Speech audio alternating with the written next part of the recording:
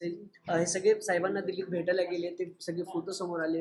पुन्हा एकदा पवार कुटुंब एकत्र येईल असं वाटतंय सगळ्याचं? एकतर काल आदरणीय पवार साहेबांचा 84 संपून 85वा वाढदिवस काल दिल्लीमध्ये होता.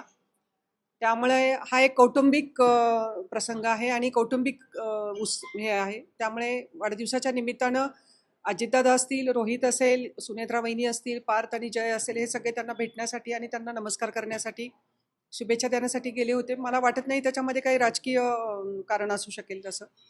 काही कार्यकर्त्यांची भावना आहे की कार्यकर्ते म्हणतात आता दोघी पवारांनी एकत्र आलं पाहिजे, पक्षाने एक असलं पाहिजे, दोन राष्ट्रवादीपेक्षा एकच राष्ट्रवादी असली पाहिजे, अशी कार्यकर्त्यांची भावना या निमित्ताने पुन्हा एकदा समोर. शेवटी कार्यकर्ता महत्त्वाचा असतो राजकारण करताना आणि त्याच्या भावना जाणून घेणं आणि त्याला त्याचं ऐकून घेणं ही सुद्धा राज्यकर्त्याची जबाबदारी असते. त्यामुळं कार्यकर्त्यांनी भावना व्यक्त केल्या त्या त्यांच्याबरोबर आहेत. कारण विखुरलेलं राहण्यापेक्षा एका मुठीने जर पक्ष राहिला तर त्याची ताकद चांगली राहील महाराष्ट्रामध्ये. त्यामुळं मी कार्यकर्त्यांच्या भावनांचा आदर करते की